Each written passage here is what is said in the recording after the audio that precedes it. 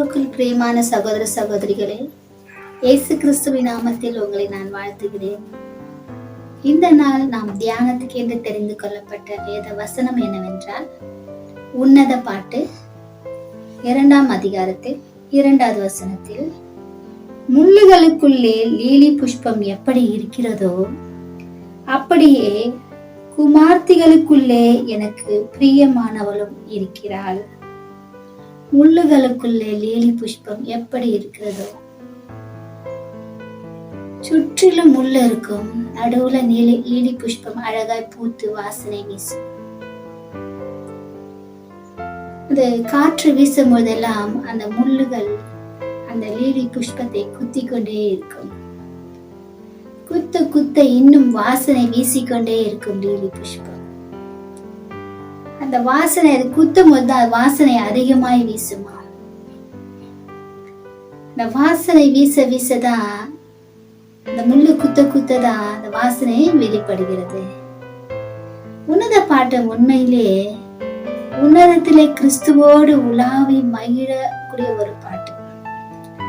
இங்க கிறிஸ்துவை ஆத்தும மணவாளனாக, ஆத்தும நேசராக நாம் பார்க்கிறோம்.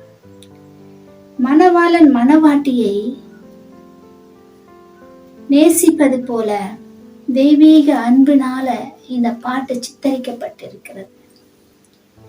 இந்த உன்னத பாட்டு தமிழ்ல உன்னத பாட்டுன்னு சொல்லுகிறோம். அதே இங்கிலீஷ்ல பாத்தீங்கன்னா பாடல்களில் சிறந்த பாடல், பாடல்களில் சிறந்த பாடல் தான் இந்த உன்னத பாட்டு என்று அவர்கள் வைத்திருக்கிறார்கள், மொழிபெயர்த்திருக்கிறார்கள். அதே தெலுங்குல உச்சித்த கீதமுன்னு சொல்லுவாங்க. மலையாளத்துல உத்தம கீதமும் சொல்லுவாங்க. அதே ஹிந்தில பிரேம கீதம் என்று சொல்லப்படுகிறது. இந்த வார்த்தைகளை நாம் பார்க்கும்போது பார்த்தீங்கன்னா, என்னதான் ஒவ்வொரு மொழியிலும் ஒவ்வொரு விதமாய் மொழிபெயர்த்தாலும் அந்த தமிழ்ல மொழிபெயர்த்திருக்காங்க பாருங்க. உன்னத பாட்டு எவ்வளவு அழகா பொருந்தது பாருங்க. அதான் தமிழ் மொழிக்கு தனி சிறப்பு உண்டு. கரெக்டா உன்னத பாட்டு. உன்னதங்களில் பாடக்கூடிய பாட்டு. இது பூமிக்குரிய பாட்டு அல்ல, பரலோகத்துக்குரியது, உன்னதத்துக்குரியது. உன்னதங்களில் பாடக்கூடிய ஒரு பாட்டு தான் இந்த பாட்டு. அழகா இதை உன்னத பாட்டு என்று கரெக்டாய் அந்த இடத்துல தமிழ்ல மொழிபெயர்த்திருக்கிறார்கள். உன்னதங்களில ஆவிக்குரிய ஆசீர்வாதங்களை, சகல ஆசீர்வாதங்களை கர்த்தர் நமக்கு கொடுத்திருந்தாலும், இயேசு கிறிஸ்து நம்மை அவரோடு கூட உன்னதங்களில அவரோடு கூட நம்மளை உட்கார செய்தாலும், இன்றைக்கு நாம் அவரோடு கூட இருந்து இந்த பூமியிலும் அவரோடு நம்ம நடக்கிறது தான் மேலான காரியம். எபேசியர் 5:31-32 என்ன சொல்கிறது என்றால், எபேசியர் 5:31-32, இது நிமித்தம் மனுஷன் தன் தகப்பனையும் தன் தாயையும் விட்டு தன் மனைவியுடன் இசைந்து இருவரும் ஒரே மாம்சமாய் இருப்பார்கள். இந்த ரகசியம் பெரியது. நான் கிறிஸ்துவை பற்றியும் சபையை பற்றியும் சொல்லுகிறேன். இந்த ரகசியம் பெரியது. கர்த்தர் சபையை அவருடைய ரத்தத்தினால சம்பாதித்திருக்கிறார். இன்றைக்கு சபையை நாம், என்னுடைய சபை, இது எங்களுடைய சபை. ஒவ்வொரு சபைக்கும் ஒவ்வொரு பேர் வைத்து, ஒவ்வொரு டினாமினேஷன், ஒரு ஃபெலோஷிப் என்று சபைகளை இன்றைக்கு பங்கு போட்டுக் கொண்டிருக்கிறோம். ஆனால் சபையோ இயேசு கிறிஸ்துவின் ரத்தத்தினால சம்பாதிக்கப்பட்ட சபை. ஒவ்வொரு சபையும் இயேசுவுக்கு சொந்தமானது. அது மணவாளன் தன் மணவாட்டிக்காக அலங்கரிக்கப்பட்டதுதான் சபை. மணவாளன் தன் மணவாட்டிக்காக அலங்கரிக்கப்பட்டதை வாசிக்கலாம். 2 கொரிந்தியர் 11:2 வாசிக்கலாம். 2 கொரிந்தியர் 11:2. நான் உங்களை கற்புள்ள கன்னிகையாக கிறிஸ்து என்னும் ஒரே புருஷனுக்கு ஒப்பு கொடுக்க நியமித்திருக்கிறபடியால் உங்களுக்காக தேவ வைராகியம் கொண்டிருக்கிறேன். பவுல் சொல்லுகிறார், நான் உங்களை கிறிஸ்து இயேசுவுக்கு கற்புள்ள கன்னிகையாக ஒரே புருஷருக்கு ஒப்பு கொடுக்க நியமித்திருக்கிறபடியால் தேவ வைராகியம் கொள்கிறார்.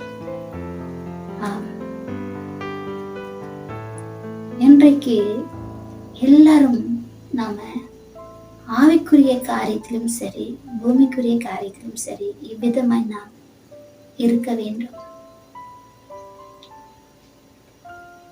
கர்த்தரை நாம் அன்பில் நேசிக்க வேண்டும், அன்பு செலுத்த வேண்டும், அவரோடு இணைந்திருக்க வேண்டும்.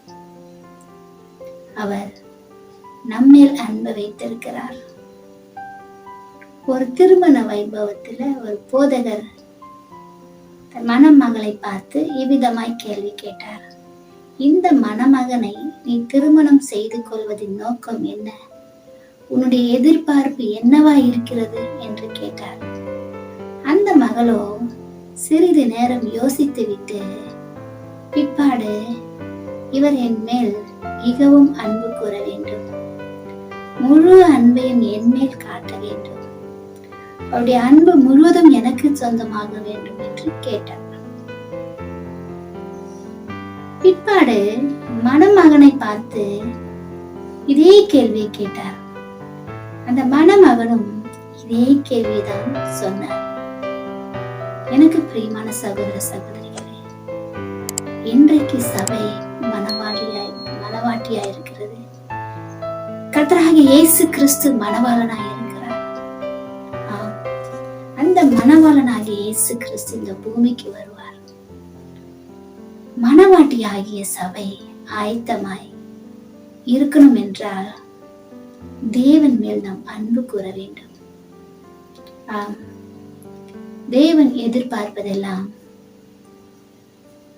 நம்முடைய அன்பை தான்.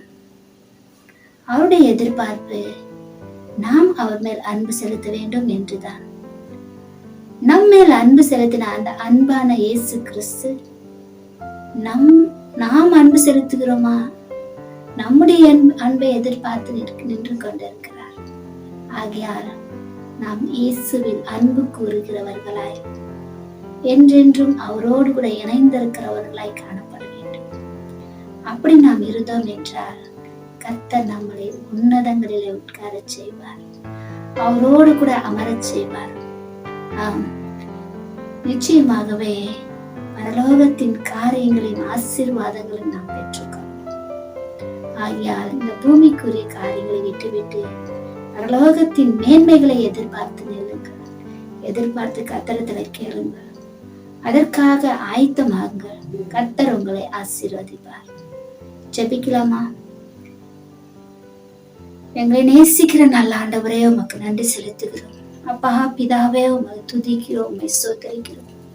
அப்பா நீர் நல்லவர் ஆண்டவரே, எங்கள் மேல் அன்பு செலுத்துகிற தேவன், எங்கள் நினைவாய் இருக்கிறீர். நான் உங்களை மறந்து போவதில்லை என்று சொன்ன தேவன், நான் உங்கள் நினைவாய் இருக்கிறேன், நான் மறப்பேனா என்று சொல்லுகிறேன். நாங்கள் தான் உம்மை மறந்து விட்டோம். நாங்கள் தான் ஆண்டவரே உம்மை மறந்து, அப்பா நீர் செய்த ஆண்டவரே தியாகங்களை மறந்து, நீர் எங்கள் மேல் காட்டின அன்பை மறந்து இன்று நாங்கள் எங்கள் சுயத்துல ஓடிக்கொண்டிருக்கிறோம். அப்பா தயவாய் எங்களை உன் பக்கமாய் திருப்பினதுக்காக நன்றி செலுத்துகிறோம். அப்பா உண்மையே நோக்கி பார்க்கிறோம்.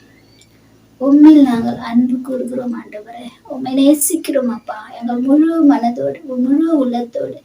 அப்பா நாங்கள் ஒரு கற்புள்ள கன்னிகையாய் ஆண்டவரே, உமக்காக ஆயத்தமாக்கப்பட்ட அலங்கரிக்கப்பட்ட மனவாட்டியாய் ஆண்டவரே, அப்பா நாங்கள் எதிர்நோக்கி வர கர்த்தரே எங்களுக்கு கிருபை செய்தருளும். எங்களை தொடர்ந்து வழிநடத்தும் உம்முடைய பிரசன்னம் எங்களோடு இருக்கட்டும். இயேசுவின் நாமத்தில் கேட்கிற நல்ல பிதாவே, ஆமென்.